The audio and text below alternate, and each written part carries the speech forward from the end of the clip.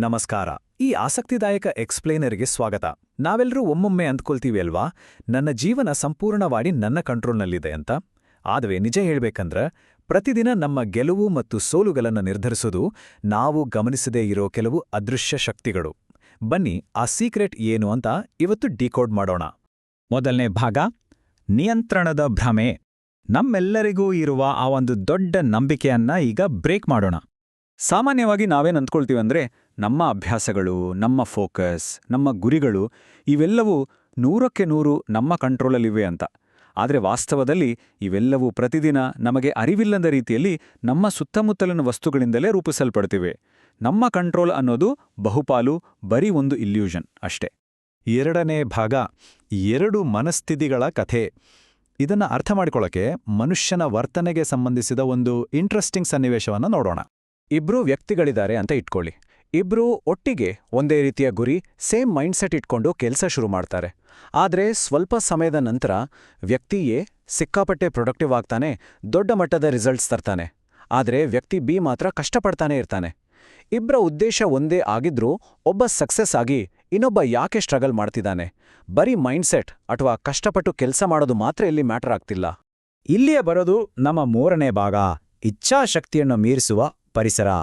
ಆ ಇಬ್ಬರ ನಡುವಿನ ವ್ಯತ್ಯಾಸಕ್ಕೆ ಕಾರಣವಾಗುವ ಒಂದು ಪ್ರಬಲವಾದ ಸತ್ಯ ಇಲ್ಲಿದೆ ನೋಡಿ. ಪರಿಸರವು ಯಾವಾಗಲೂ ಇಚ್ಛಾಶಕ್ತಿಯನ್ನ ಮೀರಿಸುತ್ತದೆ. ನಾವು ಬರೀ ನಮ್ಮ ಆಂತರಿಕ ಶಿಸ್ತು ಅಥವಾ ವಿಲ್ ಪವರ್ ಮೇಲೆ ಡಿಪೆಂಡ್ ಆಗೋದು ತುಂಬಾನೇ ತಪ್ಪು. ನಮ್ಮ ವಿಲ್ ಪವರ್ ಎಷ್ಟೇ ಸ್ಟ್ರಾಂಗ್ ಆಗಿದ್ರೂ ನಾವು ಇರುವಂತಹ ವಾತಾವರಣ ಸರಿಯಿಲ್ಲ ಅಂದ್ರೆ ಅದು ಖಂಡಿತ ನಮ್ಮ ಇಚ್ಛಾಶಕ್ತಿಯನ್ನ ಸೋಲಿಸುತ್ತೆ. 4ನೇ ವಿಭಾಗದಲ್ಲಿ ನಾವು ನೋಡೋದು ನಮ್ಮ ಮೆದುಳು ಇದಕ್ಕೆ ಹೇಗೆ ರಿಯಾಕ್ಟ್ ಮಾಡುತ್ತೆ ಅಂತ. ನಾವು ಅಂದ್ಕೊಂಡ ಹಾಗೆ ನಮ್ಮ ಮೆದುಳು ಪ್ರತ್ಯೇಕವಾಗಿ ಅಥವಾ ವ್ಯಾಕ್ಯೂಮ್ನಲ್ಲಿ ಕೆಲಸ ಮಾಡಲ್ಲ. ಅದರ ಬದಲು ನಮ್ಮ ಬ್ರೈನ್ ಒಂದು ಅದ್ಭುತವಾದ ಅಡ್ಯಾಪ್ಟೇಷನ್ ಮಷೀನ್ ಅಥವಾ ಹೊಂದಾಣಿಕೆ ಯಂತ್ರದ ತರಹ ಕೆಲಸ ಮಾಡುತ್ತೆ. ಹೊರಗಿಂದ ಬರೋ ಪ್ರತಿಯೊಂದು ಸಿಗ್ನಲ್ಗೂ ಅದು ಕಂಟಿನ್ಯೂಯಸ್ ಆಗಿ ಲೆಕ್ಕಾಚಾರ ಹಾಕ್ತಾನೇ ಇರುತ್ತೆ.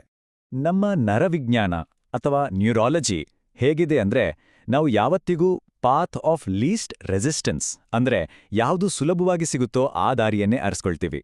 ನಮ್ಮ ಸುತ್ತಲೂ ಏನಿದೆ, ಯಾವುದು ಸುಲಭವಾಗಿ ಕೈಗೆ ಸಿಗುತ್ತೆ, ಯಾವುದು ನಮ್ಮ ಕಣ್ಣಿಗೆ ಪದೇ ಪದೇ ಕಾಣಿಸ್ತಿದೆ ಅನ್ನೋದಕ್ಕೆ ಮೆದುಳು ಆಟೋಮ್ಯಾಟಿಕ್ ಆಗಿ ರಿಯಾಕ್ಟ್ ಮಾಡುತ್ತೆ. ಡೆಸ್ಕ್ ಮೇಲೆ ಫೋನ್ ಇದ್ರೆ ಸುಮ್ಮನೆ ಸ್ಕ್ರೋಲ್ ಮಾಡೋದು ಸುಲಭ ಅಲ್ವಾ? ಶಾರ್ಟ್ ಟರ್ಮ್ ಕಂಫರ್ಟನ್ನು ಆರಿಸ್ಕೊಳ್ಳೋಕ್ಕೆ ನಮ್ಮ ಬ್ರೈನ್ ಯಾವಾಗ್ಲೂ ರೆಡಿ ಇರುತ್ತೆ. ಬನ್ನಿ ಈಗ 5ನೇ ಹಾಗೂ ಅತಿ ಮುಖ್ಯವಾದ ಭಾಗಕ್ಕೆ ಹೋಗೋಣ.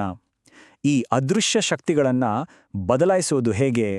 ನಮ್ಮ ಮೆದುಳು ಪರಿಸರಕ್ಕೆ ಹೇಗೆ ಶರಣಾಗತ್ತೆ ಅಂತ ಗೊತ್ತಾದ್ಮೇಲೆ ನಾವು ನಮ್ಮ ಪ್ರೋಗ್ರೆಸ್ ಅನ್ನ ನೋಡೋ ದೃಷ್ಟಿಕೋನನೇ ಬದಲಾಗಬೇಕು. ಒಂದು ಕಡೆ ಗೊಂದಲಗಳು, ಡಿಸ್ಟ್ರಾಕ್ಷನ್ಸ್ ತುಂಬಿರೋ ಜಾಗ ಇದ್ರೆ ಅಲ್ಲಿ ನಾವು ಫೇಲ್ ಆಗೋದು ಗ್ಯಾರಂಟಿ. ಆದರೆ ನಾವು ತುಂಬ ಎಚ್ಚರಿಕೆಯಿಂದ ನಮ್ಮ ಫೋಕಸ್ಗೆ ತಕ್ಕಂತೆ ನಮ್ಮ ಸ್ಪೇಸನ್ನ ಡಿಸೈನ್ ಮಾಡ್ಕೊಂಡ್ರೆ ಅಲ್ಲಿ ನಾವು ಗೆಲ್ಲೋದು ಮಾತ್ರವಲ್ಲ, ಪ್ರಗತಿ ಅನ್ನೋದು ಅನಿವಾರ್ಯ ಆಗುತ್ತೆ. ಇದು ನಿಜಕ್ಕೂ ಒಂದು ಗೇಮ್ ಚೇಂಜರ್ ಕೋಟ್ ಅಂತಾನೆ ಹೇಳ್ಬೋದು. ನಾವು ಎಂದಿಗೂ ನಮ್ಮ ಗುರಿಗಳ ಮಟ್ಟಕ್ಕೆ ಏರುವುದಿಲ್ಲ, ಬದಲಾಗಿ ನಾವು ನಮ್ಮ ಪರಿಸರದ ಮಟ್ಟಕ್ಕೆ ಕುಸಿಯುತ್ತೇವೆ. ನಾವು ಎಷ್ಟೇ ದೊಡ್ಡ ಗೋಲ್ ಇಟ್ಕೊಂಡಿದ್ರೂ ನಮ್ಮ ಸುತ್ತಲಿನ ಎನ್ವಿರಾನ್ಮೆಂಟ್ ಕಳಪೆಯಾಗಿದ್ರೆ ನಾವು ಆ ಕಳಪೆ ಮಟ್ಟಕ್ಕೆ ಕುಸಿಯೋದು ಗ್ಯಾರಂಟಿ. ಇದು ನಾವು ಇದುವರೆಗೂ ಕೇಳಿರೋ ಟ್ರೆಡಿಷನಲ್ ಸೆಲ್ಫ್ ಹೆಲ್ಪ್ ಅಡ್ವೈಸ್ಗಳನ್ನೇ ಸಂಪೂರ್ಣವಾಗಿ ಉಲ್ಟಾ ಮಾಡುತ್ತೆ. ಹಾಗಾದ್ರೆ ಫೈನಲ್ ಕನ್ಕ್ಲೂಷನ್ ಏನು? ನಮ್ಮ ಇಡೀ ಲೈಫ್ ಟ್ರೆಜೆಕ್ಟರಿ ಬದಲಾಗಬೇಕು ಅಂದ್ರೆ ಬರೀ ನಮ್ಮ ಕ್ಯಾರೆಕ್ಟರ್ನ ಬದಲಾಯಿಸ್ಕೊಳ್ಳೋಕೆ ಒದ್ದಾಡೋದಕ್ಕಿಂತ ನಮ್ಮ ಸುತ್ತಲಿರೋ ಫಿಸಿಕಲ್ ಹಾಗೂ ಡಿಜಿಟಲ್ ಎನ್ವಿರಾನ್ಮೆಂಟನ್ನು ಬದಲಾಯಿಸ್ಕೊಡೋದು 100 ಪಟ್ಟು ಹೆಚ್ಚು ಎಫೆಕ್ಟಿವ್. ಫೋನಿನ ಹೋಮ್ ಸ್ಕ್ರೀನಿಂದ ಹಿಡಿದು ನಮ್ಮ ವರ್ಕ್ ಡೆಸ್ಕ್ವರೆಗೂ ಎಲ್ಲವನ್ನೂ ನಮ್ಮ ಲಾಂಗ್ ಟರ್ಮ್ ಪ್ರೋಗ್ರೆಸ್ಗೆ ತಕ್ಕ ಹಾಗೆ ಆಪ್ಟಿಮೈಸ್ ಮಾಡ್ಕೋಬೇಕು. ಈಗ ನಾವೆಲ್ಲರೂ ನಮ್ಮನ್ನ ನಾವು ಕೇಳ್ಕೊಳ್ಬೇಕಾದೊಂದು ಮುಖ್ಯವಾದ ಪ್ರಶ್ನೆ: ಪ್ರತಿದಿನ ನಾವು ಸಮಯ ಕಳೆಯೋ ಜಾಗಗಳನ್ನು ಸ್ವಲ್ಪ ಸೂಕ್ಷ್ಮವಾಗಿ ಗಮನಿಸೋಣ.